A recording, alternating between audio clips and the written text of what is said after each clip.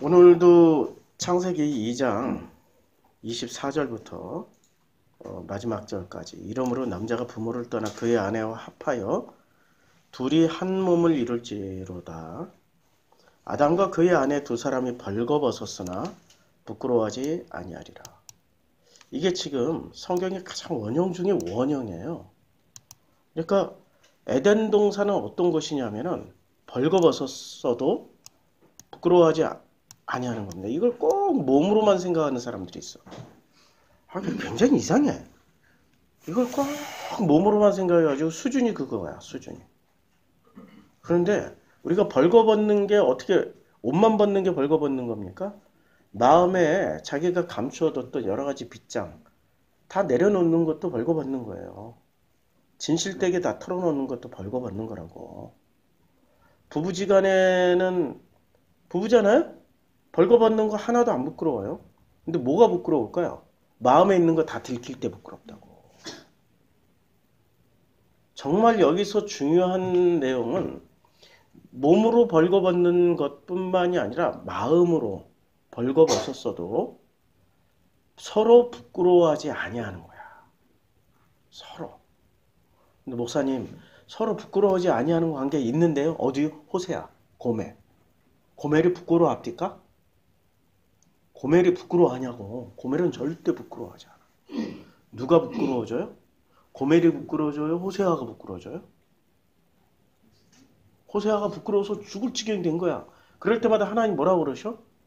야, 내가 말한 거 아니냐? 그냥 그대로 살아. 그러면 누가 부끄러워진 거야 지금? 고멜이야 호세아야? 지금 에덴 동산은 누가 못 살고 있어? 목사님 이런 경우는 어떻게 해야 돼요? 선악지식으로 판단하지 말라고. 나중에 이 본질을 알게. 아직 우리 여기 들어가지도 않았어. 부끄러운 게 뭔지 아닌지. 일단은 뭐를 떠나야 부끄러운지 말지가 결정돼요? 부모를 떠나야 돼. 부모를 떠나야 돼. 그래서 이 부모 논쟁을 계속 하고 있단 말이에요. 부모 논쟁. 갑자기 진영이가 있다가 사라지니까 내가 뭐가 되게 허전해. 진영이가 있어야 이 분필을 진영이가 입에 안 넣게 어떻게 처리해야 되고 순식간에 여러 가지 생각을 하게 되는데 너무 가지런하게 정리되어 있고 이게 진영이가 입에 넣을 만한 분필이 하나도 없어. 근데 조용해. 봤더니 진영이가 없는 거야. 와, 부모는 어떤 사람이냐면 24시간 내내 자식을 넣어놓고 사는 사람이야. 어디다 넣어놔요? 마음에 넣어놓지. 품에다는 못 넣어놓는다고. 내가 나이가 70이 되고 엄마가 70이 되고 아들이 40이 되면 그거 어떻게 그 품에 안아. 지가 안겨야지. 그러니까 몸이 아니라 성경은 이 마음 얘기하는 거라고 지금. 마음에 품고 사는 게 부모예요. 부모는 24시간 품고 살아. 근데 자식은 부모를 24시간 품고 살까? 아니야. 그게 달라. 부모는 24시간 내내 나이 먹을수록 더 먹을수록 늙어서 돌아가시기 직전까지 24시간 품고 살아. 좋은 의도가 됐든 나쁜 의도가 됐든 일단 품고 살아. 좋은 의도가 됐든 나쁜 의도가 됐든 이해하세요? 예, 좋은 의도 전부 다 좋은 의도라고 생각하지만 결국엔 자식을 어떻게 해? 의도는 좋은데 본인 의도는 좋아. 의도는 좋은데 자식이 병이 들어. 어디에 병이 들어요? 마음에 24시간을 품는 이 의도는 좋은데 24시간 품고 났더니 자식이 병이 든다니까. 자폐에 걸리거나 공황장애에 걸리거나 우울증에 걸리거나 별의별 병이 다 걸린다니까. 이런 부모 있어요. 24시간 품어놓고 뭐를 해요? 품고 너 인생을 마음껏 살아, 행복하게 살아라고 얘기하지 않고 누구 뜻대로 살아? 너는 내 뜻대로 살아. 누구 뜻? 부모 뜻대로 살아야 돼. 부모 뜻대로 살으라 그래. 부모 뜻대로. 아니 하나님도 지금 누구 뜻대로 살으라 그래요? 하나님 아버지의 뜻대로 살으라고 그러잖아. 뭐가 달라? 하나님 아버지의 뜻대로 사는 걸 그대로 부모가 배워서 부모 뜻대로 살으라고 말을 하는데 뭐가 달라? 여기는 하나님의 은혜에 은혜로 살으란 얘기고, 이때 부모의 뜻은 선악 지식, 부모가 가지고 있는 선악 지식 기준의 뜻대로 살으라고 하는 거예요. 락강이 아주 유명한 말을 했어요. 락강이 누군지 모르면 인터넷 찾아보세요. 사람 이름이에요. 인간은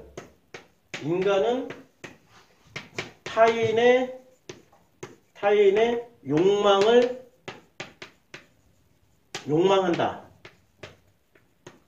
욕망하며 산다. 굉장히 멋있는 말이에요. 인간은 자기 욕망을 욕망하면서 살아요? 남의 욕망을 욕망하면서 살아요? 자기 욕망을 욕망하면서 살면 그나마 나은데 자기 욕망이 뭔지조차도 모르고 타인의 욕망만 욕망하다 살아. 이게 락강이 발견한, 락강 천재거든요. 지금 현대 철학의 한 분수령을 지금 이루고 있는 사람이라고. 이 사람이 과거의 모든 철학과 그때 당시의 모든 철학을 공부해 보니까 결론이 이거야. 인간은 타인의 욕망을 욕망하면서 살아. 인간은 자기 자신의 욕망을 욕망하지도 못한 채 그냥 타인의 욕망만 욕망하다가 죽어. 행복할까요? 불행할까요? 불행한 거죠. 자기를 못 살아보고 타인의 욕망만 욕망하다. 대표적으로 있잖아. 건이. 이 사람은 자기 욕망을 욕망하면서 사는 것 같아요? 타인의 욕망을 욕망하면서 사는 것 같아요? 갑자기 오드리 헵반 흉내를 낸다든지 전부 타인의 욕망만 욕망하면서 살잖아. 행복할까? 불행해. 자기 걸 하나도 못 채워. 남이 욕망한 것을 욕망하면서 살아. 그렇게 살면 굉장히 훌륭해 보이고 멋지게 보이고 남들이 칭찬해 줄 것 같아. 착각하지 말라고. 착각이라고 이게. 그런데 성경에서는 인간은 타인의 욕망을 욕망한다라는 말 대신에 누구의 욕망을 욕망하면서 살아요? 사람은 태어나면서부터 누구의 욕망을 욕망하면서 살아야 돼요? 하나님 아버지의 욕망을 욕망하면서 살아야 되지. 어차피 인간은 타인의 욕망을 욕망하면서 살 수밖에 없다면 자기가 자기 욕망이 뭔지 모르잖아. 내가 여기서 갑자기 급질문을 하나 드릴게. 지금 제일 사고 싶은 거. 없다니까? 갑자기? 뭘 사고 싶지? 그러면 대부분 남자들은 딱 결정돼 있어. 툭 튀어나온 게. 캐딜락. 저기 롤스로이드. 그건 우리 세대고. 요새는 람보르기니. 남자들은 자동차가 툭 튀어나와. 여자들은 뭐가 툭 튀어나올까? 채널. 이거 있잖아, 이런 거. 나도 자동차는. 예. 그러니까 이게 지금 자기 욕망이냐 이거야. 아니라니까? 근데 인간은 본래 태어나면서부터 누구의 욕망을 가지고 태어나야 돼요? 기왕이면 타인의 욕망을 욕망하게 되니까 아버지의 욕망을 욕망하면서 태어나면 돼. 근데 우리 아버지의 욕망은 뭐지? 진짜 아버지니까. 하나님 아버지가 우리 아버지잖아. 진짜 아버지잖아. 진짜 부모님은 우리 자식에 대한 욕망이 있어. 무슨 욕망? 한마디로 말하면 행복하게 살아라, 잘 살아라. 그 말이야. 우리 아버지의 욕망은 내가 행복하게 사는 거를 욕망하셔. 내가 그 욕망을 욕망하는 건 잘하는 일이야. 그래서 예수가 끊임없이 예수가 나를 욕망하면서 살으라고 가르쳐줬어요? 아버지를 욕망하면서 살으라고 가르쳐줬어요? 예수가? 예수는 아버지를 욕망하면서 살으라고 가르쳐줬어. 근데 예수의 제자라고 하셨던 바울은 아버지를 욕망하면서 살으라고 가르쳐줬어요? 예수 그리스도를 욕망하면서 살으라고 가르쳐줬어요? 잘 생각해봐. 성경 한 10,000번쯤 읽으면 깨달을 거야. 10,000번쯤. 아니 선악지식으로 읽으면 10,000번 읽어도 못 깨달아. 근데 단 한 줄이라도 아버지의 욕망으로 욕망하면서 성경을 읽으면 단 한 줄만 읽어도 깨달아. 자, 아버지의 욕망을 욕망하면서 살아야 되는데 가짜 부모가 만들어져요. 언제요? 창세기 3장에서. 선악지식을 먹는 순간 선악지식이 부모 행세를 하는 거야. 선악지식을 먹었어. 선악지식 열매를 단순히 열매라고만 생각해가지고 서구 기독교인들은 선악지식 열매를 뭐에 비유했어요? 사과, 애플. 그래가지고 여기 나는 없지만 남자들은 되게 이렇게 떠벌럭 튀어나온 게 있잖아요. 그걸 뭐라고 그래요? 예? 목젖이라고 그러죠. 근데 서양에서는 뭐라 예? 예, 아담즈 애플이라고 그러잖아. 역시 미국 본토인이 오시니까 예, 애덤즈 애플이라고 아담의 애플이라고 그래. 그러니까 야 세상에 이렇게 볼록 튀어나온 것을 요걸 목에 이게 사람 턱이고 코고 눈이 아담의 애플이라고 이렇게 희한하게 만들어 버렸어요.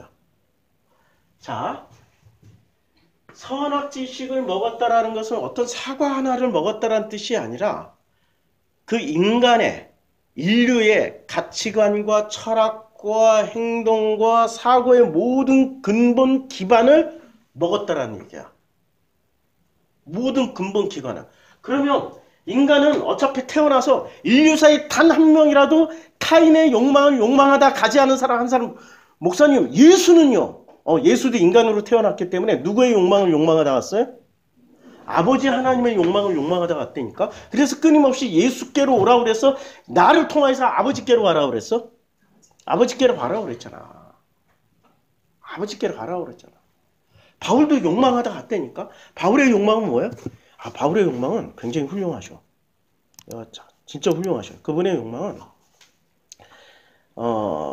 디모데후서에 보면 디모데후서 4장에 보면 이분의 욕망은 이거야. 너는 말씀을 전파하라. 이분의 욕망은 말씀을 전파하는 거야. 때를 얻든지 못 얻든지 항상 힘쓰고 범사에 오래 참음과 가르침으로 경책하며 경계하며 관하는 거야. 이분의 욕망은 말씀을 전파하기 위해서 갑자기 숨이 턱 막혀. 자, 때가 이르니 이제 또 이분의 욕망은 뭐냐면 이제 후로는 나를 위하여 나는 선한 싸움을 싸우고 나의 달려갈 길을 다 마치고 믿음을 지키는 게 이분의 욕망이야. 선한 싸움을 싸우고 달려갈 길 다 마치고 끝까지 믿음을 지키는 게 이분의 욕망이셔요. 그래서 이분은 이분의 욕망을 이렇게 가만히 보면은 이게 지금 아버지의 욕망일까요? 아니면은 다른 부모의 욕망일까요? 아버지의 욕망은 뭐라고 그랬어요? 아버지의 욕망은 행복하게 살아. 잘 살다 와. 근데 잘 사는 거를 뭐로 딱 세팅을 했어? 선한 싸움을 싸우는 거야. 달려갈 길 다 마치는 거야. 직무를 다 하는 거야. 바른 교훈을 받아야 되는 거야. 말씀을 전파하는 거야. 때를 얻든지 못 얻든지 항상 힘쓰고 범사에 이게 하나님 아버지의 욕망일까요? 다른 부모의 욕망일까요? 사람 생각 잘 해보시라고. 답은 내가 안 드리겠어요. 답 줬다가 난리 나겠다. 우리 하나님 아버지의 욕망은 간단해요. 우리를 향한 간절한 욕망은 딱 하나야. 뭐라고요? 행복하게 살아. 잘 살다 와. 그리고 그렇게 경건하게 안 살아도 되고 그렇게 악착같이 안 살아도 되고 그렇게 열심히 안 살아도 돼. 목사님 그딴 소리가 무슨 소리예요? 그렇게 열심히 안 살아도 되고 그렇게 뭐 아둥바둥 죽을 똥 살 똥 안 살아도 돼.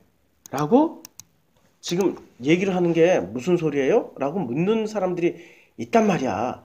예수께서 뭐라고 말씀하시냐면 마태복음에 보면은 마태복음 이제 산상수훈에서 예수님이 가장 긴 설교잖아요. 그 산상수훈에서 예수께서 해주신 말씀이 참 많아요. 그 해주신 말씀 중에 무슨 말씀을 해주셨냐면은 공중의 새를 봐. 심지도 거두지도 않고 창고에 모아들이지도 아니하는데 너희 하늘 아버지께서 기르시잖아. 근데 너무 열심히 살지 말라고. 너무 열심히 살지 말라고 하는 얘기야. 염려하지 마. 근데 어찌 의복을 위하여 염려하느냐? 입을 것을 위해 염려해? 아니, 들의 백합화를 봐. 수고도 아니하고 길쌈도 아니하는데 그렇게 화려하게 예쁘게 입고 있잖아. 그러니까 무엇을 먹을까 염려하지 마. 그러니까 무엇을 먹을까, 무엇을 마실까, 무엇을 입을까 염려하지 마. 그렇게 열심히 살지 마. 죽기 살기로 무엇을 먹을까, 입을까, 마실까 염려하지 마. 이건 다 이방인들. 이방인들이 누구예요? 여기서 이방인은 아빠가 다른 사람들이야. 하나님 아버지를 아버지라고 부르지 않고, 아니 이름은 하나님 아버지라고 불러. 여호와 엘로힘이라고 부르는데 내용물은 뭐야? 바알, 아세라, 몰렉을 섬기고 있는 자들. 이런 자들이 다 이방인들이야. 이방인들이 구하는 거야. 너희 하나님 아버지께서 이 모든 것이 너희에게 있어야 할 줄을 알아요, 몰라요? 근데 왜 믿음을 안 가져? 안 믿는다니까? 와, 끝까지 안 믿어. 믿어보라니까. 누구처럼? 아니, 우리 살아있는 최기라 사모님처럼 미팔군 가수였잖아. 근데 어느 날 깨달은 거야. 내가 이 입술로 하나님께 찬양하는 데만 써야지 세상 노래 부르는데 안 쓰겠다. 그때 그 수준으로. 그 수준이라도 하나님은 진심을 받기 때문에 받아주신 거야. 그리고 안 불렀어. 8일 동안 업소를 안 나갔어. 미팔군 업소에. 그랬더니 어떻게 돼요? 일당을 받고 와야 그걸로 쌀을 사고 밥을 사는데 쌀이 떨어져서 어떻게 해? 8일 동안 굶었지 뭐. 죽으면 죽으리라로 굶었어. 굶었더니 한 8일쯤 되니까 아, 내가 이렇게 세상 노래는 안 부르지만 하나님 노래는 부를 수 있겠구나. 그래서 그때 당시에 이렇게 녹음도 하시고 뭐 반주도 하시는 미팔군 업소에서 반주하시던 오빠를 전화를 했대잖아. 전화해가지고 오빠 내가 8일 동안 이렇게 하나님 노래 그 세상 노래 안 부르고 하나님 노래 부르려고 그러는데 오빠가 저 목사님 아들이라며. 그러면 내 돈도 한 푼도 없고 지금 8일째 밥도 굶었고 그렇지만 녹음 한번 해줘라 해가지고 굶은 상태로 가서 녹음했잖아요. 그때 녹음한 그 녹음 테이프 레코드가 우리나라의 최초의 복음 성가가 된 거예요. 대박 났지만 일평생 먹고 살 거 다. 그리고 그 오빠하고 결혼했잖아. 그 오빠는 목사 되고 먹고 살 길 다 해결됐잖아. 그런 식으로 진짜로 믿어본 적 있냐고. 에스더처럼 죽으면 죽으리라고 믿어본 적 있냐? 한 번도 믿어본 적도 없으면서 전부 다 어떻게 해요? 먹고 살 거를 진짜 하나님 주시겠구나라고 믿어보지도 않고 지레 미리 겁먹고 어떻게 주시옵소서 하는 순간 아버지를 믿는 거야? 몰렉에게 구하는 거야? 바알한테 구하는 거야? 다른 아버지를 믿고 있는 거라니까. 다른 아버지. 진짜 아버지면 어떻게 해요? 아빠 나 8일 동안 굶었거든? 좀 줘. 보내줘. 그럼 언제 갚을래? 아빠가 그러면서 보내주겠어. 진짜? 너 그렇게 굶었어? 울면서 보내주지 그냥. 아니 전부 이상한 아빠를 지금 만나서 이상한 부모를 만나서 사는 것 같아. 진짜 부모 같으면은 눈물로 먼저 보내준다니까. 그런즉 너희는 먼저 그의 나라와 의를 구하라. 그의 나라와 그의 의를 보세요. 목사님 아까 그 바울 선생님 그의 나라와 먼저 그의 의를 구했잖아요. 아니랄까? 아버지 뜻이 어디에서 이루어져요? 6장에서. 이 6장을 잘 읽어보라고. 6장에 뭐가 나오냐면 하나님의 나라가 임하옵시며 뜻이 하늘에서 이루어진 것 같이 땅에서도 이루어져. 어디서부터 이루어져요? 아버지의 뜻이? 아니, 아버지의 뜻이 어디서 이루어져? 하늘에서 이루어진 것 같이 이 세상이야 나부터 이루어지는 거야. 나부터 이루어지는 거라니까. 그런즉 너희는 먼저 그의 나라와 의를 구하라. 그의 나라와 의가 뭐예요? 아버지의 뜻이라니까. 교회를 성장시키고 교회를 세우고 선교하러 나가고 그게 문제가 아니라 내가 진짜 아버지를 만나는 게 이게 아버지 뜻이야. 엿 바꿔 먹지 말라고. 이번에 영화 하나 추천할게요. 넷플릭스에 나온 교호서. 실제 사건을 다뤘어. 2004년도에 그 아프가니스탄 샘물교회 사건이 있었잖아요. 샘물교회 선교 사건. 이걸 팩트, 그 사실을 영화로 만든 거예요. 근데 영화로 만들었을 때는 뭐 여러 가지 또 영화적 요소 장치가 들어가서 100% 사실은 아니겠죠. 근데 거기서 보여주는 사실 하나는 이거야. 첫 장면이 그 아프가니스탄의 산길에 꼬불꼬불한 산길에 그 대형 버스 하나가 올라가는 거야. 뭐하러 선교지로. 거기엔 간호사도 타고 선생님 타고 누구누구 한 23명이 타고 가. 23명 정확하게 몇 명인지 모르겠다. 20명 이상이 타고 가. 갑자기 탈레반이 나타나가지고 이 사람들을 내리라고 할 때까지만 해도 이 사람들이 관념이었어. 나는 주를 위해 목숨을 바칠까? 그럼 이 땅에 왔다고 다들 관념 충만해 있어. 총알이 갑자기 팍 날아오고 운전사, 그 아프가니스탄 현지인 운전사 총 맞아 죽는 모습을 보는 순간부터 이 사람들은 관념이 현실이 됐을까요? 관념이 깨져버렸을까? 관념이 깨지는 거지. 관념이 현실이 되면 그 믿음대로 누구 죽이려고 할 때마다 저부터 죽을게요. 나부터 죽여주세요. 우리 1000원 다 순교할게 이러고 나올 거 아니야. 그걸 송항성 목사가 깠잖아. 기왕 죽을 거면 그냥 멋있게 훌륭하게 죽으라고 깠잖아. 니네 관념이 그거밖에 안 돼 하고 깠잖아. 관념이 총알 날라오니까 현실 세계에서 총알 날라오니까 바로 자기 관념이 깨져버리잖아. 그리고 나서 거기에 계속 그 몇몇 사람들의 인터뷰가 나오잖아. 자기 아들 이름 부르면서 자기 남편 이름면서 나 죽고 싶지 않다고 살려달라고 그러잖아. 관념으로 총알이 날아오는 현실을 맞닥뜨리기 전까지는 관념 충만해가지고 자기 목숨이라도 기꺼이 버릴 듯한 이런 자세로 비장한 자세로 갔는데 총알 날아오는 순간 비참한 자세로 전락해버려. 그게 현실이라니까? 우리 하나님은 현실을 사시는 분이셔요? 관념을 만들어주신 분이셔요? 현실을 살게 만드신 분이고 가짜 부모는 현실을 못 살고 뭐를 살게 만들어줘요? 관념. 자, 그런즉 먼저 너희는 먼저 그의 나라 그의 의를 구하라고 할 때 하나님 나라를 먼저 만들어야 돼요? 아니면 내가 살아가는 이 현실 세계를 아버지의 뜻이 이루어지는, 아버지의 뜻이 뭐라고요? 잘 사는 게 이루어져야 돼? 뭐가 이루어져야 돼? 그래, 잘 사는 건 전부 다 사람들이 뭐라고 생각을 해요? 돈 많이 벌어서 좋은 직장 다니면 행복해질 거라고. 꿈 깨세요. 자살률 1위가 다 그 동네에서 일어나. 우리 삼내 우석대에서는 자살하는 학생 별로 없어. 근데 대한민국 1등 대학이 몇 군데 있잖아. 서울대부터 시작해서 저기 무슨 공대 있잖아. 아주 유명한 공대. 자살률 1위는 카이스트 뭐 이런데. 자살률 1위야. 치열한 데를 살아가는 사람들일수록 거기 지금 우리 부모들이 관념으로 가지고 있는 행복의 기준은 치열함을 뚫고 1등 먹는 데를 행복할 거라고 생각한단 말이에요. 그렇지 않다니까? 하나님 주시는 행복과 이 가짜 부모가 주시는 행복의 기준은 달라요. 그러니까 대한민국의 엄마들은 진짜 하나님 아버지의 은혜로 그 뜻이, 아버지의 뜻이 내 안에서 이루어진 엄마들일까요? 아니면은 가짜 부모의 뜻이 내 안에서 이루어져서 자식을 키우는 엄마들일까? 강남 엄마들 보면 알지. 강남 엄마들은 타인의 욕망을 욕망해. 거기는 전 세계 유례 없는 학원가가 생활형 밀착 학원가가 형성돼 있어. 전 세계 유례가 없어. 애들이 저녁 12시, 새벽 2시까지 공부를 해야 돼. 왜?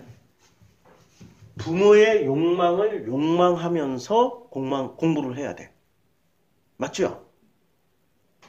부모의 욕망을 욕망하면, 그럼 이 부모는 왜 이런 욕망을 가지게 됐을까?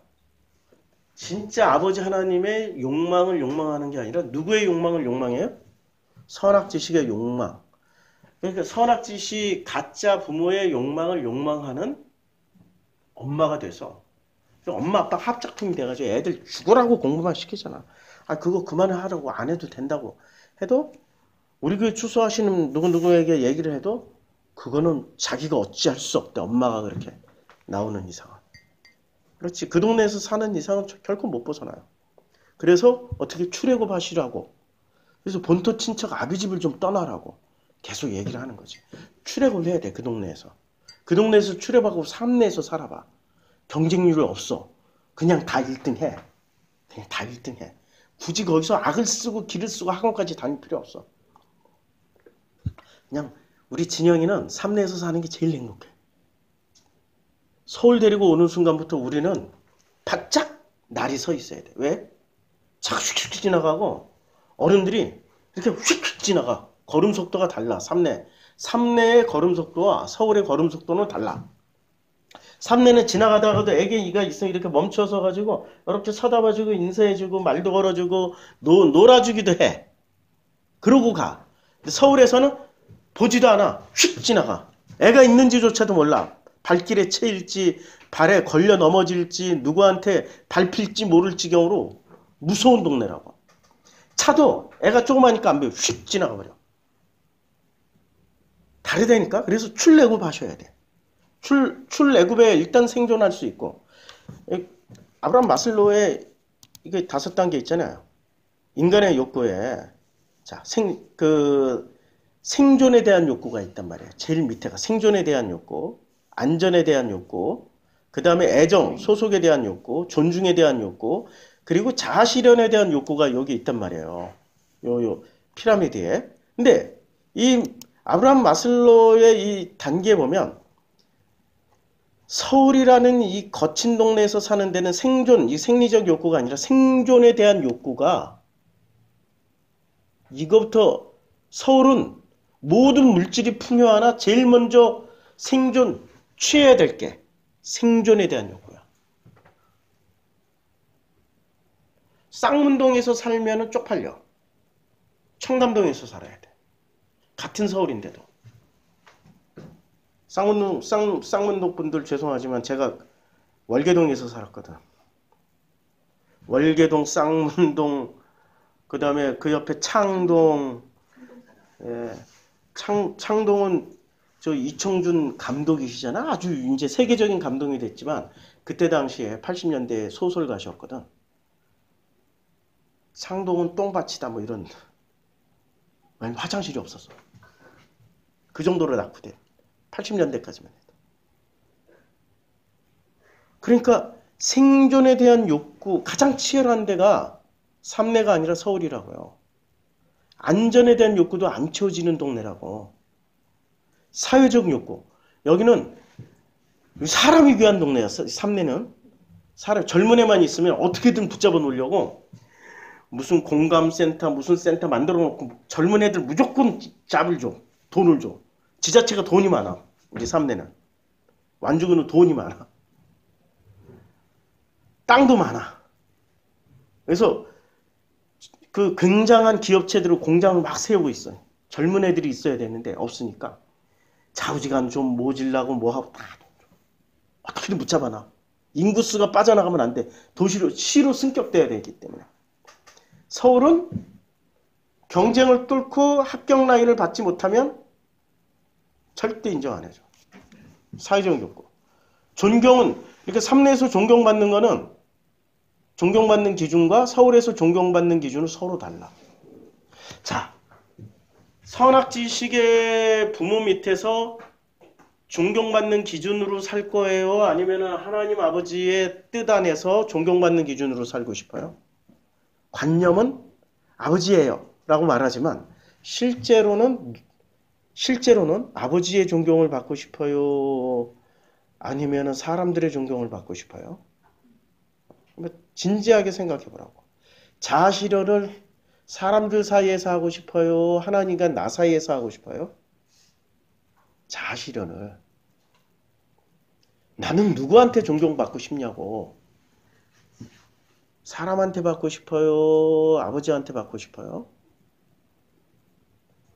아버지한테 받아야 되는데 그런데 전부 누구한테 실제로는 받고 싶어요? 사람들한테 받고 싶어 하잖아. 그러니까 아버지의 욕망을 욕망하면서 살고 있어요? 아니면은 선악지식이라는 부모의 욕망을 욕망하면서 살고 있어요? 진지하게 생각해 보라고 길게 성경 해석도 하기 전에 길게 했어요. 자, 이제 성경으로 들어갑니다.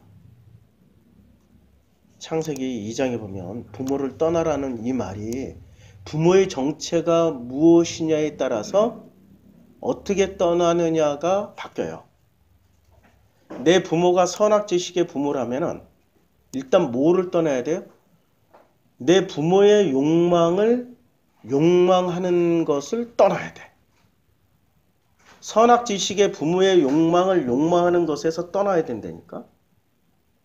그러면은 뭐가 바뀌어요? 가치관이 바뀌어. 철학이 바뀌고 삶의 방식이 바뀌어. 눈에 보이지 않는 부모는 딱 두 종류밖에 없어. 하나는 하나님 아빠 아버지하고 선악지식의 아빠 아버지, 딱 두 종류밖에 없다. 하나님 아빠 아버지하고 선악지식의 아빠 아버지가 지금 내 부모는 누구냐, 이걸 한번 진지하게 생각해 보라고요. 그래야 떠나든 말든 결정할 거 아니에요. 나의 부모는 누구냐?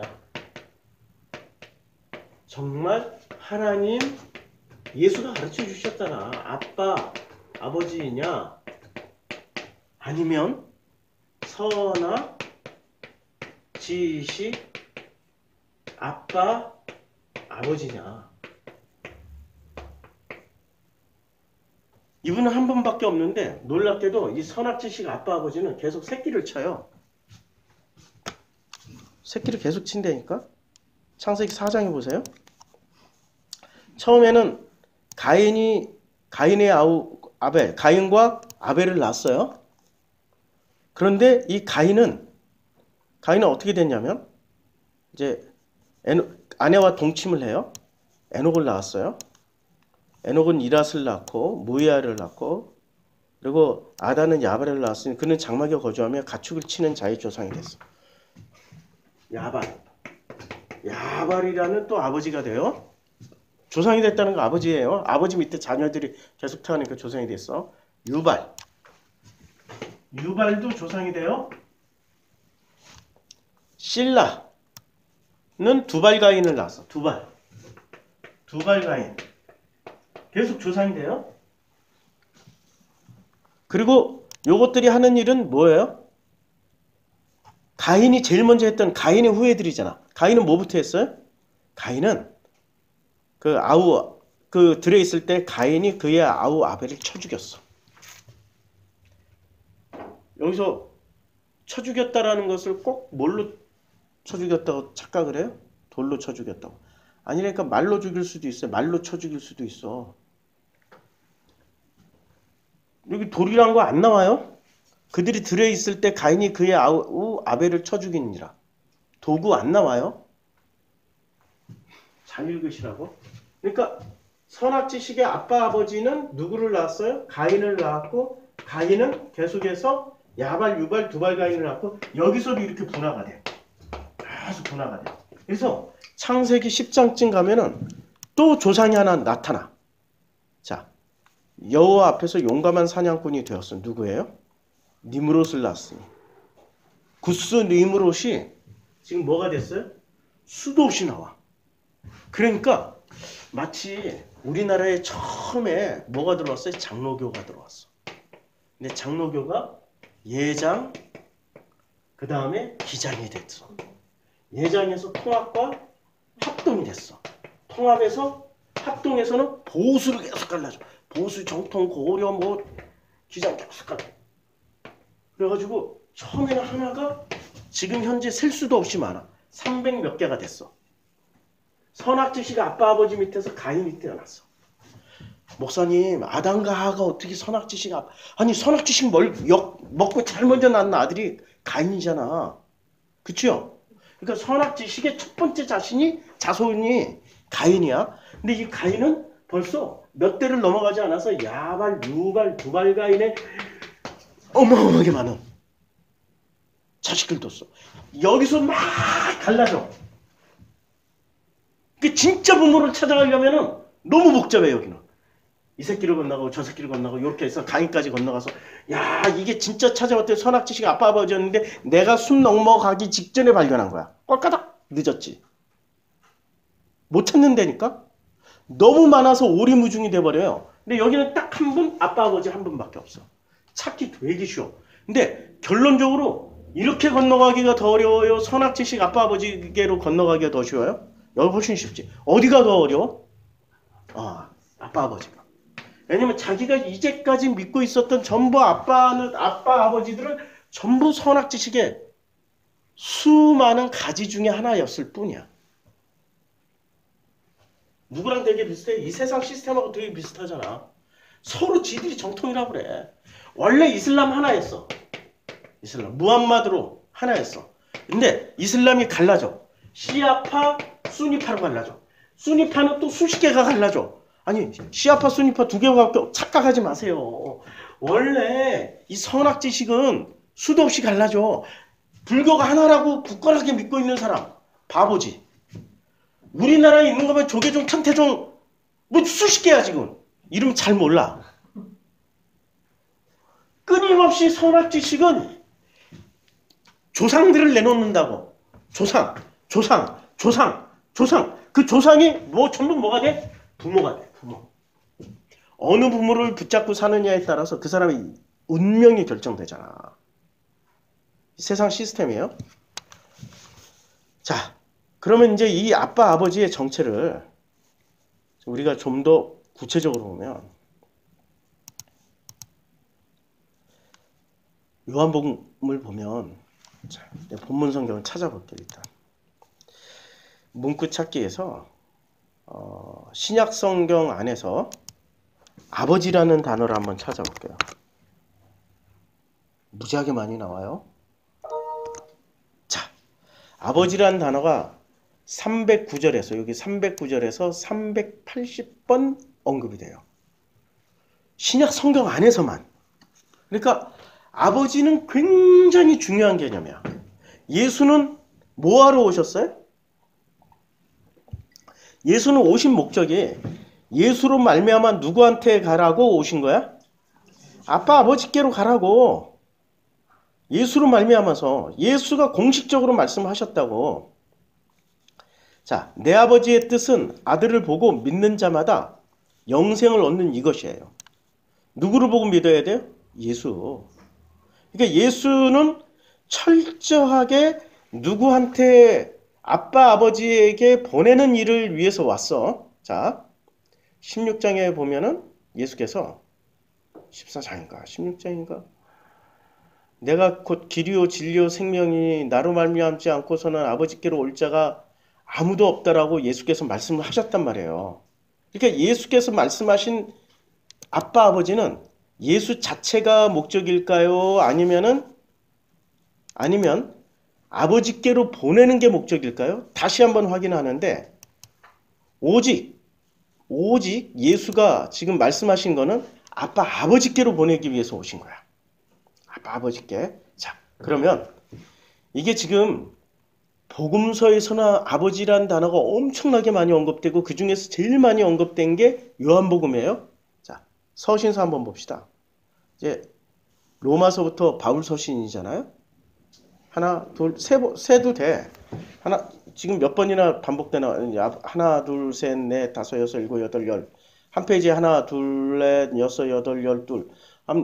그냥 10개씩 치고 두 페이지, 세 페이지, 뭐 네 페이지. 이건 이제 한 30 몇 번밖에 반복 안 돼. 아빠, 아버지가. 이제 아버지가. 근데 그 중에 이 아버지 개념이 예수가 말씀하신 아버지 개념하고 좀 많이 달라요. 주로 바울은 아버지를 인사할 때 써먹어. 로마에서 하나님의 사랑하심을 받고 성도로 부르심을 받은 모든 자에게 하나님 우리 아버지와 주 예수 그리스도로부터 은혜와 평강이 있을지어다. 모든 1장에 나오는 바울 서신서에 자, 이제 고린도전서 1장에 하나님 우리 아버지와 주 예수 그리스도로부터 똑같아. 고린도후서 1장에서 하나님 우리 아버지와 주 예수 그리스도로부터 그 다음에 갈라디아서 1장 1절 하나님 우리 아버지와 주 예수 그리스도로부터 그 다음에 에베소서 1장도 하나님 우리 아버지와 주 예수 그리스도 요거 다 빼고 나면은 13번 빼고 나면 20몇 번밖에 반복 안 나와. 이게 지금 13번 썼잖아요 이분이. 이렇게 13번을 빼자고 13번을 빼고 끝날 때도 이 아버지의 이름으로 또 문안 인사를 하고 평강을 유언하느라. 요거 빼. 주로 어떤 용도로 쓰셨어요? 바울은? 인사용으로. 기체 후 일양 만강하옵시며 편안하옵시며. 옛날에는 이렇게 꼭 써야 돼. 편지 쓸 때 부모님께. 근데 요새는 그렇게 쓰면은 이상하잖아. 바로 본론으로 들어가잖아. 옛날엔 편지를 썼어. 손으로. 손글씨로. 근데 요새는 뭐로 해? 카톡으로 보내. 카톡은 모든 줄임말이야. 유유, 흐흐, 크크. 이 부모들이 머리가 좋아야 돼, 이제는. 자녀들이 보낼 때 이걸 잘 깨달아야 돼. 어느 날 갑자기 딸한테 유유 하고 왔어. 그전에는 유유를 다 설명해서 편지를 써줬잖아. 아버지, 내가 지금 뭐 때문에 이렇게 힘들고 어쩌고 저쩌고 힘들고 유유. 그 다음에 유유 써야 이해를 하는데 요새는 머리가 좋아야 된다니까. 유유 보고 아 무슨 일이 있구나. 바로 추측해서 유유 하면은 물음표 띵띵 보내. 띵띵. 그러면은 그 딸이 또 띵띵 보내는데 뭐라고 보내요? 유유. 워 해서 보내. 그것도 한글 다 안 써. 워. 이렇게 보내. 이건 또 뭐지? 한참 생각해야 돼. 그래서 남친? 이렇게 돼. 돈? 짧게 써야 돼. 길게 쓰면 또 짜증내. 그러면 여기서 또 화를 내. 막 화내는 이 이모티콘 보내. 그거밖에 생각 못하냐고. 공부 엄청 해야 된다니까?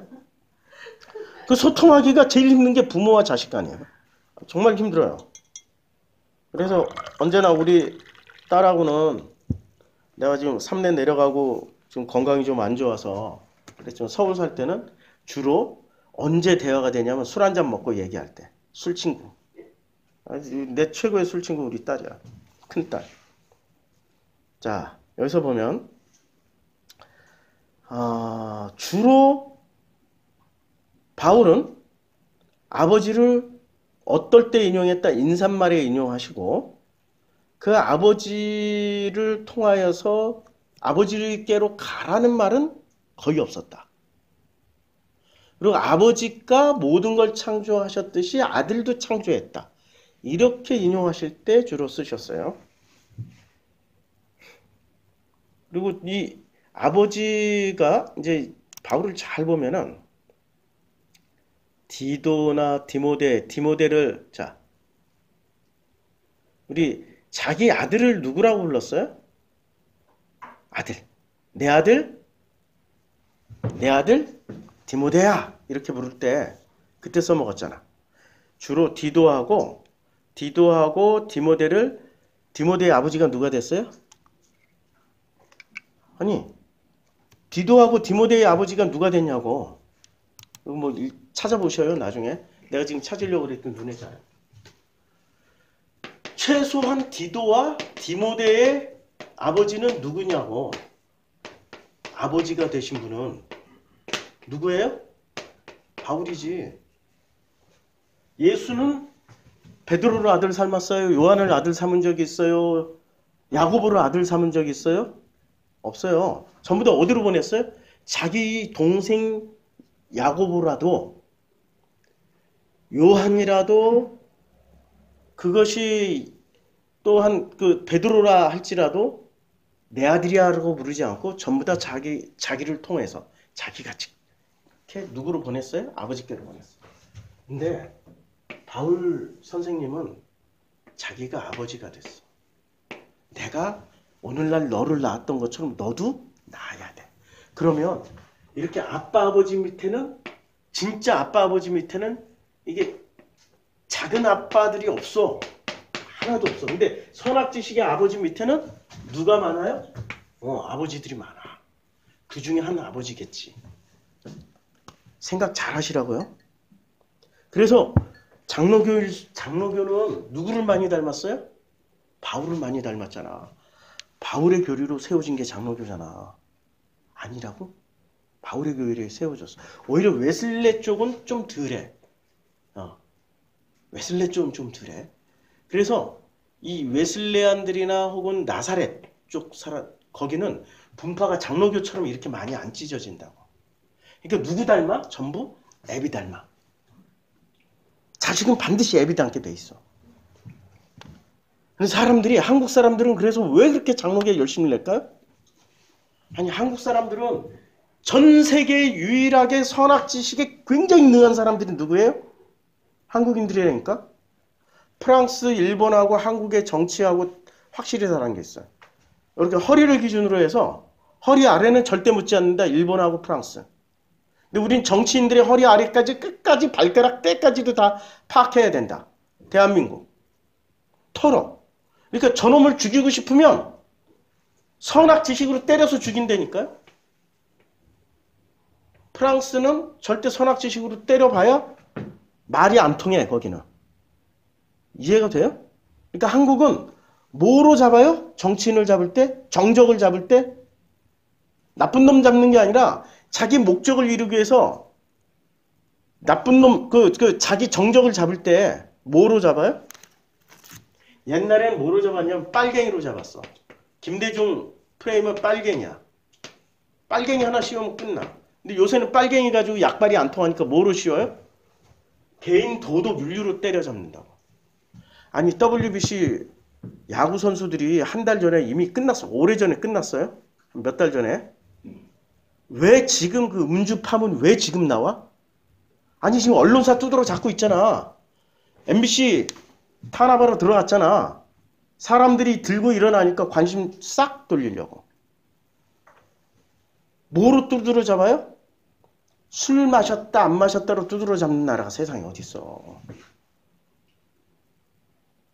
우리는 선악 지식의 부모 밑에서 성장한 사람들이라 여기에 굉장히 능해. 우리 교회 오신 분들이 목사님 설교가 복음인 것 같아서 왔어요. 열심히 들을게요. 그럼 열심히 들으면 되잖아. 10년 같이 갑시다. 10년은 들어야 좀 짬밥수가 차야 좀 이해를 해요 라고 얘기를 해. 그런데 짬밥수를 다 못 채우는 이유가 뭐예요? 목사님 좀 인격이 부족한 것 같아. 어떻게 설교 시간 욕도 하고. 사모님도 까고. 지가족 까는 게 그게 복음이야? 사랑이 충만해야지. 왜 사랑이 없어? 왜 교인한테 나오란 말을 그러고. 온갖 전부 다 까는 게 뭐로까요? 복음을 까는데 어떻게 되돌려치기로 해요? 뒤돌려차기? 정성필이 인격 가지고 뒤돌려차기 하잖아. 그게 선악지식 부모 밑에서 태어나가지고 굉장히 능해. 나도 이거 굉장히 능했거든. 선악지식 부모 밑에서 태어나가지고. 근데 지난 한 20여 년 동안 죽고 사는 문제로 시달리다 보니까 그게 다 없어졌어. 자, 솔로몬 재판에서 지 자식을 이제 어떤 여자가 훔쳐갔잖아. 그러니까 진짜냐 아니냐를 가리기 위해서 법정에 갔잖아요. 처음에는 진짜인지 아닌지 가리기 위해서 갔잖아요. 근데 솔로몬이 뭐라고 반 잘라서 나눠 가자 하는 순간부터 진짜냐 아니냐가 중요한 게 아니라 생명이 중요한 거야. 살리느냐 죽이느냐가 중요해. 문제의 본질이 바뀐다니까. 내가 선악지식으로 살아갈 때는 진짜냐 아니냐 밝히는데 내 인생을 그냥 바쳤어. 나이 40까지. 그래서 운동권 했고 정치운동 했고 다 했어. 그렇게 하다 보니까 사람이 선악지식엔 굉장히 능해지는데, 심지어는 이 이데올로기라는 건 내가 좌측에 서 있잖아요. 그럼 내 좌측에 서 있는 나머지 99%의 사람들은 다 내 정적이야. 다 죽여야 돼. 내가 옳기 때문에. 똑같으니까 선악지식이 부모 밑에서 성장하면 선이라는 거는 언제나 헷갈려요. 그런데 지난 20년 동안 어떤 일이 벌어졌어? 이혼했지, 자식 떠났지, 아버지 돌아가시지, 부모 형제 다 진짜 형제들하고 철천지 원수돼서 지금까지 연락 안 하지. 와, 지금 진위 여부 사실이냐 아니냐 가리는 게 우선 문제가 됐어요. 지금 사느냐 죽느냐가 우선 문제가 된 거예요. 그 다음부터는 선악은 진짜냐 아니냐, 선이냐 악이냐 가리는 이 문제가 더 중요해? 아니면 내 생존이 더 중요해? 생존이 더 중요해버려. 이거는 별로 중요한 문제가 아니더라고. 언제 중요한 문제가 되냐면 여유 있을 때. 여유 있을 때. 그래서 요 선악을 잘 가리는 집단이 어디가 넘버원이냐면 제일 안정된 직장. 공무원, 대기업. 시간 남아돌잖아. 시간 남아돌 때 시간 에너지가 넘치잖아. 그러니까 남의 흠집 찾아가지고 계속 선악으로 고가 점수 매겨가지고 떨어뜨리고 자기 올라가려고. 기가 막히게 여겼네. 그런데 이게 직업군인들 같은 경우는 선이냐 악이냐가 중요해요? 생존이 중요해요? 이라크에 파병된 직업군인들 많잖아요. 용병들, 직업군인들, 러시아, 우크라이나 전쟁에 지금 들어가 있는 사람들 선이냐 악이냐 가릴 틈이 어디 있어? 우선순위는 뭐야? 생존이라니까? 생존. 이게 죽고 사는 문제가 아니냐 지금.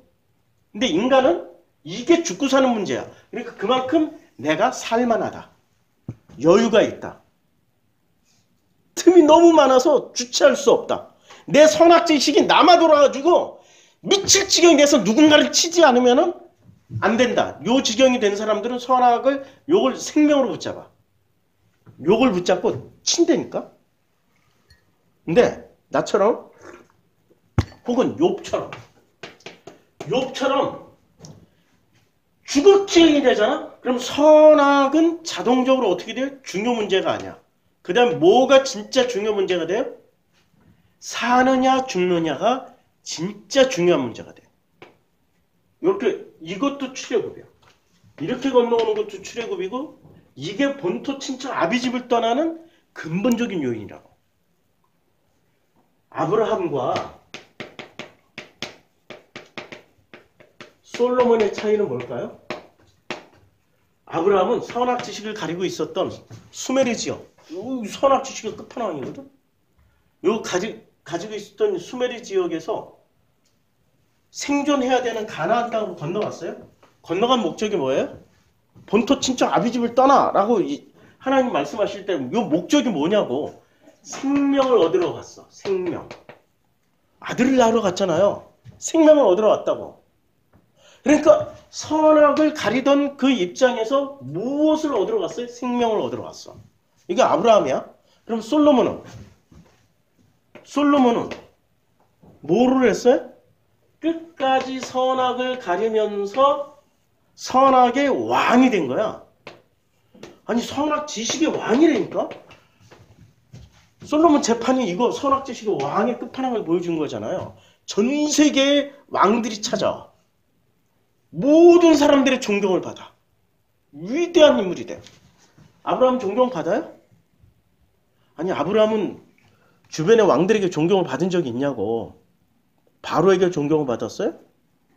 아니면 그 북쪽 지역에 수메르 지역에 있었던 사르군 이런 사람들, 사르 이런 사람들, 황제들에게 존경을 받은 적이 있냐? 없다니까. 그런데 솔로몬은 존경을 받아. 그리고 어떻게 됐어? 아브라함은 생명을 얻어서 이스라엘이라는 나라의 근본, 반석이 됐죠. 이 위에 이스라엘이 세워졌잖아. 맞잖아요. 그치요? 근데 솔로몬은 이렇게 세운 이스라엘을 쪼개버렸어. 쪼개고 자기 아들로 인해서 쪼개졌고 북쪽 이스라엘은 아수르에게 망하고 남쪽 유다는 바벨론에게 망하는 길을 제공해줘 버렸어. 이렇게 운명이 바뀌어. 선악 지식을 끝까지 붙잡고 가면은 반드시 망해. 이게 심판이라고. 심판은 하나님이 안 하셔도 선악 지식 시스템이 반드시 죽게 만들어. 근데 선악을 넘어서서 보니 뭐가 보여요? 정말 소중한 거는 선악 지식이에요? 생명이에요? 생명으로 가야지. 생명으로 가야지. 전쟁터에서 선악 지식이 무슨 소용이 있어? 지금 생존하기 위해서 생존해. 그 영화에 갑자기 생각이 안 나요. 아주 유명한 레바논의 전쟁 내전을 소재로 해서 만든 영화인데 제가 여러 번 인용을 했는데 갑자기 생각이 안 나는데 그 기독교 쪽에 군인들이 와서 이슬람 쪽의 사람들을 살해를 하는 거야. 버스에 타고 있는. 근데 이 기독교인 여자가 타고 있었어요.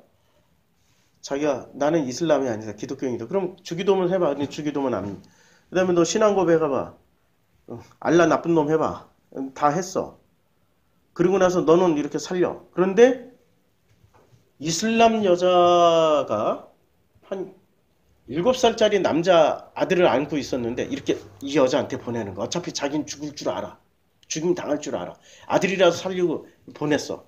그랬더니 이 기독교인 여자가 알아듣고 이렇게 데리고 나와. 그러니까 누구냐 그래? 자기 아들이라고. 아들이라고. 그러니까 데리고 나오는 순간 이제 데리고 나왔어요.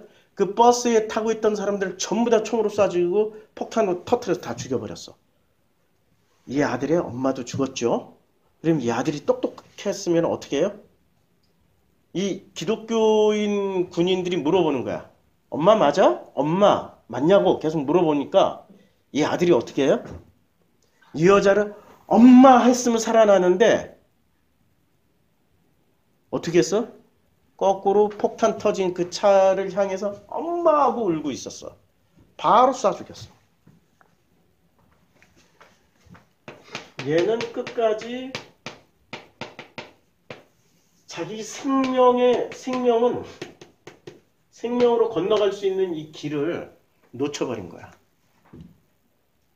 수도 없이 많다니까. 그리고 선악 지식에서 선은 우리가 주로 선을 붙잡고 살잖아요. 오늘은 그냥 성경 얘기하지 말고 철학 얘기합시다. 낫지, 아이시만 같은 편. 독일 군은 군인 이전에 신분이 국가 공무원이에요. 맞죠? 아이히만도 국가 공무원이에요. 그러면 공무원의 목적은 뭐예요?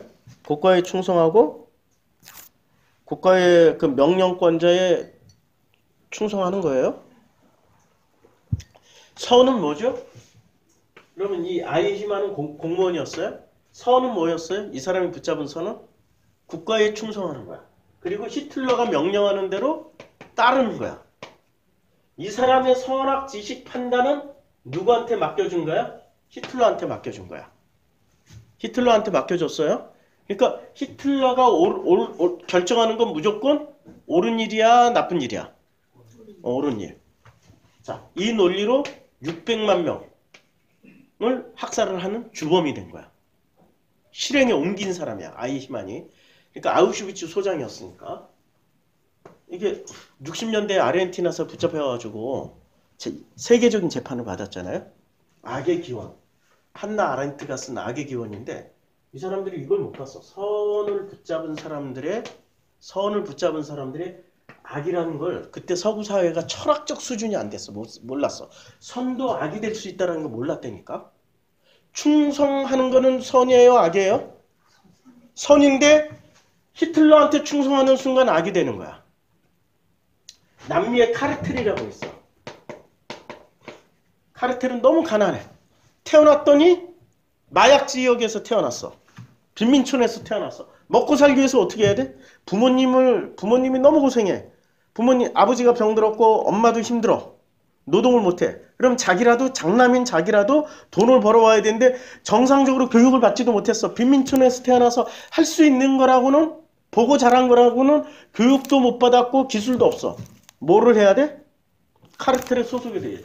자, 카르텔에 소속되는 순간부터 이 사람의 선악 지식은 누구한테 바쳐야 돼요? 카르텔에 바쳐야 돼. 카르텔이란 조직에 충성하면은 돈이 나와. 가족을 부양할 수 있어. 그러면 이 카르텔에 들어간 이 소년의 선악을 우리가 물을 수가 있냐고. 아프리카에서 태어났어. 어느 날 이 반군이 들어와가지고 다 죽였어. 부모도 실제로 영화예요. 근데 실제로 또 실제 사건이야. 자기 엄마를 총을 쥐고 쏴 죽이라고 그래. 엄마 아빠를. 근데 엄마 아빠는 어떻게 해요? 이 아들이 지금 12살짜리인데 총을 들고 있는데 못 쏜다고 그러니까 아빠가 이렇게 얘기하는 거야. 어차피 우린 죽어. 너라도 살기 위해서 쏴. 널 원망하지 않고 널 사랑한다. 어떻게 했어요? 쏠 수밖에 없어. 얘는 그 다음부터 사람 죽이는 머신이 된 거야. 기계가 된 거야. 그러면 얘는 지금 엄마 아빠의 간절한 바람은 뭐예요? 사는 거야, 죽는 거야? 살기만 하면 되는 거야. 어떻게 살든지 상관없어. 얘만 살아있으면 돼. 엄마 아빠의 간절한 소망은 얘만 살아있으면 돼. 근데 얘는 살아서 지금 사람을 죽이고 있는 일을 하는 거야. 만약에 엄마 아빠가 다시 부활하셔가지고 얘를 만나면 혼낼까? 아니면 끌어안고 그냥 같이 울을까? 선악은 어느 상황 속에 들어가면은 선이 될 수도 있고 악이 될 수도 있다고. 근데 우리는 일방적인 기준을 가지고 있어. 일방적인 기준. 요즘 젊은 애들한테 100년 전의 조선시대의 부부관계를 보여주면 이해 못할 거야. 남자는 돈 한 푼 안 벌어오고 맨날 나가서 술 마시고 야 돈 내놔 뭐 이러고 이런 불합리한 이해를 못할 거야. 근데 100년 전에는 그러고도 살았어. 지금은 없어진 말이지만 여자와 북어는 3일에 한 번씩 패야 된다. 우리 세대는 알고 있죠? 그 정도로 여자를 학대하고 사람 취급을 안 했던 시절의 가치관을 우리는 가지고 있었다고. 근데 지금의 가치관의 사람들이 우리 세대에, 우리 부모 세대, 여자와 부고는 3일에 한 번씩 때려야 된다. 이런 가치관과 맞닥뜨리면 뭐로 판단하게 돼 있어요? 그 실제 내용물을 하나도 안 들여다보는 거야. 그러니까 내용물을 선악지식의 디테일한 걸 안 보고 큰 틀 안에서 폭력은 나빠, 욕은 나빠, 거짓말 나빠 이런 식으로. 거짓말 나빠 했기 때문에 그 이슬람 소녀는 기독교인 여자가 살리려고 그렇게 노력했는데 거짓말 나빠. 자기는 거짓말 할 수 없기 때문에 어떻게 했어요? 이미 죽은 엄마한테 엄마 하고 달려가다가 그 자리에 수총 맞아 죽었어. 그 엄마의 간절한 소망은 자기 아들이라도 이 여자한테 내줬다니까 살려주라고. 엄마의 뜻이 그 아들에서 이루어지지 못한 이유가 뭐야? 거짓말 나빠가 딱 박혀 있었던 거야. 거짓말 나빠가 그래서 엄마라고 계속 기독교인 여자가 가르쳤어. 엄마라고 불러. 엄마라고 불러. 너 산다고. 엄마라고 불러. 엄마 해봐. 엄마 했는데 처음에는 계속 군인이 물어. 엄마 맞아? 엄마? 엄마 해봐. 엄마 하다가 세 번째 그냥 확 달려가 버렸어. 하나님이 우리를 이 세상에 보낼 때는 제일 먼저 뭐부터 해결해 주시는 거예요? 하나님이 우리 아빠 아버지가 이 땅에 보낼 때는 뭐부터 해결해 주셔? 존중받기를 원하는 거 그건 나중 단계야. 이것도 마슬라우가 다 해놨는데 자아실현을 위해서 뭐부터 해결해줘요? 자아실현하라고. 우리 진짜 아빠 아버지니까 생존에 대한 욕구부터 해결해준다고. 먹고 사는 거. 근데 우리는 전부 다 2단계 걸려있잖아. 무엇을 먹을까, 무엇을 마실까, 무엇을 입을까 여기에. 이거는 누가 가르쳐주는 거예요? 하나님 아버지는 해결해주는데 선악지식은 인간을 끝까지 자기 자식으로 만들어야 되잖아. 탈출하면 안 되잖아. 그러니까 뭐부터 괴롭게 만들어요? 진짜 아빠 아버지는 자아실현을 위해서 나머지는 다 기본 보장해준다고. 생존에 대한, 안전에 대한, 사회적 욕구에 대한, 존경에 대한 이거 다 해결해주고 너 자아실현해라고 하잖아. 진짜 좋은 부모는. 그런데 나쁜 부모는 자아실현까지 가면 안 돼. 너를 발견하면 안 돼. 어떻게 해야 돼? 끝까지 먹고 사는 문제에 주저앉히는 거야. 무엇을 먹을까? 무엇을 마실까? 무엇을 입을까? 주저앉힌다니까.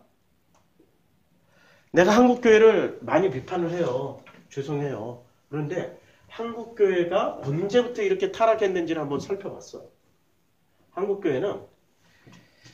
한국교회는 생존에 대한 이 가장 기본적인 생존에 대한 문제가 발생했을 때 일제시대 때나 그리고 6.25 전쟁 중이나 전쟁 직후에 60년대까지는 70년대, 60년대, 70년대 보릿고기에 있었잖아요. 세계에서 제일 가난한 나라였어. 생존에 대한 문제가 제일 비참하고 처참한 상태였어. 이때 이걸 해결해주기 위해서 생존에 대한 문제 해결하기 위해서 어디로 왔어요? 직장도 없어. 뭐 먹을 어디 갈 데가 없어. 일을 할 자리가 없어. 그러니까 오직 매달릴 수 있는 데는 어디밖에 없었어요? 자기 자식에게 밥은 먹여야 돼. 이 엄마가 밥은 먹여야 돼. 이 아빠도 밥은 먹여야 돼. 밥을 먹이기 위해서 어디를 갔었냐고. 교회 간 거야.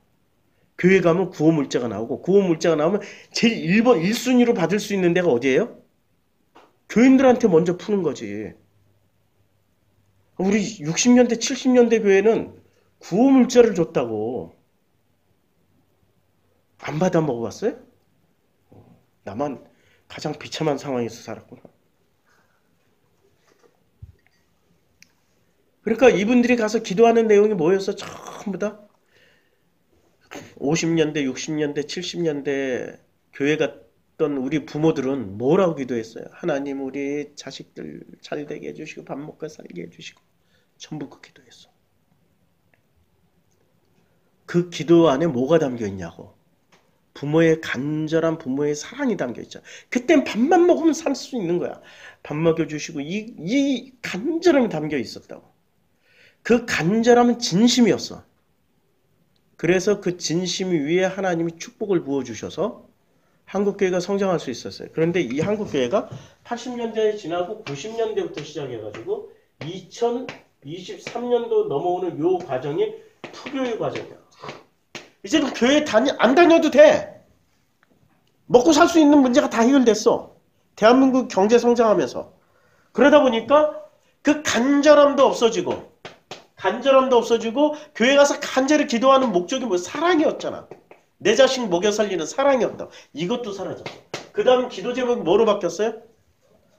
밥 먹고 살고 지금 코가 막혀가지고 발음이 엉뚱한 데로 나요. 죄송합니다. 코 좀 풀고. 지금 축농증이. 밥 먹고 살게 해주세요 해서 뭐로 바뀌었어요? 잘 먹고 잘 살 수 있도록 해주세요. 그래서 반드시 스카이대에 가야 되고 반드시 대기업이나 공무원 돼야 돼. 학교 선생님 해야 돼. 그거 기도하러 갔잖아. 교회가 타락하는 거는 딱 요 시기에 집중적으로 타락했어요. 그리고 요 시기에 당회장들은 생존형 당회장이 아니야. 간절함을 채워주는 당회장이 아니라 자기네들의 풍요로움을 채워줄 수 있는 근사하고 멋있고 훌륭한 실력 있는 당회장님들이 되어야 돼. 요때 한국교회가 타락하기 시작해서 완전히 망가진 거지 지금. 그러면 지금 이 타락한 이 교회는 아빠가 누구예요? 부모가 누구냐고. 선악지식 부모지. 바알이고 몰렉이고 아세라였잖아. 맞죠? 자, 이거 예수께서 길을 가실 때부터 맹인된 사람을 보셨어요. 제자들이 물어 이르되 이 사람이 맹인으로 난 것이 누구의 죄로 인함이니까? 라고 물었어요. 자기니까? 그의 부모니까? 라고 물어봤어. 누구 죄 때문에? 라고 했냐면은 물어봤어요. 그랬더니 예수께서 대답을 하셔요. 이 사람이나 그 부모 죄로 인한 것이 아니라 이 맹인된 그 사람을 통하여서 하나님이 하시는 일을 나타내고자 하심이라. 나타내고자 하시며, 자, 예수께서 이르시되 결론이 뭐냐면 너희가 맹인되었더라면 죄가 없으려니와 본다고 하니 너희 죄가 그대로 있느니라. 무슨 말이에요? 오히려 너희가 맹인으로 태어났으면 죄가 있다 없다? 없다. 그런데 본다고 하니까 너희 죄가 그대로 있는 거야. 그러면 9장의 시작은 누구 죄입니까? 라고 시작을 했어요. 누구 죄로 인함입니까? 라고 했더니 그의 부모도 그 맹인도 죄가 아니야. 근데 누가 죄가 된 거예요? 본다라고 하는 너희가 죄인이야. 이걸 이해할 수 있어요? 이거 이해하려면 선악지식으로 뭐를 봐요? 지금 이 세상은 자기가 본다라고 생각하는데 뭐로 보고 있는 거야? 누구 눈으로 보고 있는 거야?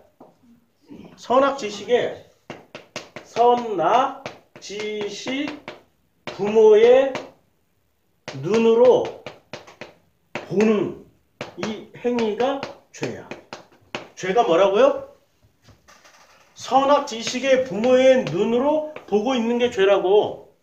선악지식의 부모의 욕망으로, 눈이라는 건 욕망으로 욕망하고 있는 게 그게 죄라니까? 하나님 아버지의 욕망으로 욕망하면 그건 죄가 아니야. 그런데 선악지식의 욕망, 그 눈으로 보고 욕망하는 게 죄야. 눈으로 지은 죄. 아니 눈으로 봤다는 거 욕망을 하는 거 아니야. 너희가 눈으로 가늠하면 가늠한 거야. 맞잖아요. 선악지식의 부모의 눈으로 보고 욕망하면 그 욕망 자체가 죄라고 예수께서 지금 말씀하신 거야. 예수께서 이르시되 이제 9장의 결론이 이거야. 내가 심판하러 이 세상에 왔으니 뭐하러 왔어요? 그럼 예수가 심판하신 거야 지금. 뭘 심판했나? 본다고 하는 놈들을 심판하는 거야. 선악지식의 부모. 보지 못하는 자들은 보게 하고 보는 자들은 맹인되게 하려 하십니다. 그러면 보는 사람들은 맹인되게 하려면 어떻게 해야 돼요? 선악지식을 혼란스럽게 해버리면 못 봐. 명쾌한 선악지식을 가지고 있으면 명쾌하게 선악지식으로 보지만 선악지식이 혼란스러우면 못 봐. 그러니까 내가 가지고 있는 도덕윤리 좀 내려놓으라고 좀. 그 유치원 수준에 도덕윤리 좀 내려놓으라고 유치원 수준. 왜 그걸 못 버리고 있냐면 그걸 챙기면서 그걸 말할 때 내가 존경받고 위대해지는 것 같으니까. 선악지식으로 판단하지 말라고. 하나님은 은혜로 자꾸 해석하라고. 아, 저 사람이 저렇게 된 게 저게 선악지식으로 못된 짓인 것 같은데 하나님의 은혜로 어떻게 해석을 하지라고 계속 물어봐. 그게 기도라니까. 자꾸 자기가 가지고 있는 선악지식으로 판단하지 말라고. 내가 눈을 떴다라고 생각하는 그 순간 너희는 넘어질까 조심하라고. 그 순간 넘어진다고. 자, 바리새 중에 예수와 함께 있던 자들이 이 말씀을 듣고 이르되 우리도 맹인인가 했더니 예수께서 바로 말씀을 너희가 맹인이 되었더라면 차라리. 그러니까 바리새가 머리가 좋지요. 우리도 맹인인가? 이렇게 질문할 정도로. 보지 못하는 자들은 보게 하고 보는 자들은 맹인되게. 자기네들이 보는 자니까 우리도 맹인인가 보고 있으니까 뭘로 봐요? 선악지식으로. 2000년 전에 예수님의 살았던 그 시대에도 본다라고 하는 사람들은 다 죄인이야. 오히려 못 보고 모른 척 하는 사람들이 죄가 없는 거야. 하나님의 일을 나타내려고 하시는 거야. 누구를 통해서 일을 하신다고요? 선악지식을 충만하게 가지고 있는 사람들이 아니라 아예 선악지식이 내려진 사람들이 하나님의 일을 하게 된다고. 그래서 사마리아 사람을 판단할 때 누가 그 사마리아 사람, 강도 만난 사마리아 사람을 도와줬어요? 그 강도 만난 사람, 레위가 도와줬어요? 유대교인 도와줬어요? 제사장이 도와줬어요? 아무도 안 도와줬어. 누가 도와줬어요? 야, 선악으로 판단하지 않는 사마리아인이 그 사람을 도와줬어. 누가 이웃이야? 도덕, 윤리, 종교, 이데올로기로 판단하지 않는 그가 그 사람의 이웃이야.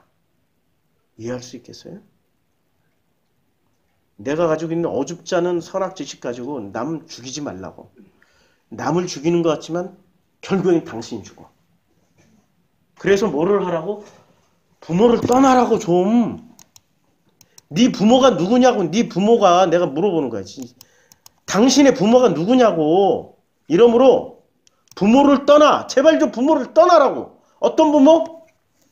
선악지식의 부모를 제발 좀 떠나라고. 본다라고 하고 너를 보게 만들어줬고 너를 판단하게 네가 스스로 판단하게 만들었다고 생각하는 나 스스로 판단 아니야. 부모의 욕망을 선악지식의 부모의 욕망으로 욕망하면서 보고 있기 때문에 그 욕망으로 판단하고 정죄하고 심판하고 있는 당신은 그 부모를 떠나라고. 세상 요만한 일 하나라도 은혜로 덮은 적 있냐고. 은혜로 좀 덮고 살으라고. 그 은혜가 뭐예요? 아버지의 욕망을 욕망하는 거야. 내가 내 앞에 있는 내 자녀를 볼 때마다 야 너는 꼭 좋은 대학 가야 돼. 성공해야 돼. 이렇게 보는 게 아니라 본질을 보라고. 행복하게 살아야지. 잘 살아야지. 내가 가지고 있는 행복이나 잘 산다는 기준 내려놓고 본질로만 얘기해보라고. 그럼 그 내용으로 하나님이 채워준다고. 내 앞에 있는 사람이 누구든 내 앞에 올 수 있잖아. 그럼 내 앞에 올 때 너 선한 놈이야, 나쁜 놈이야? 교회 다녀, 안 다녀?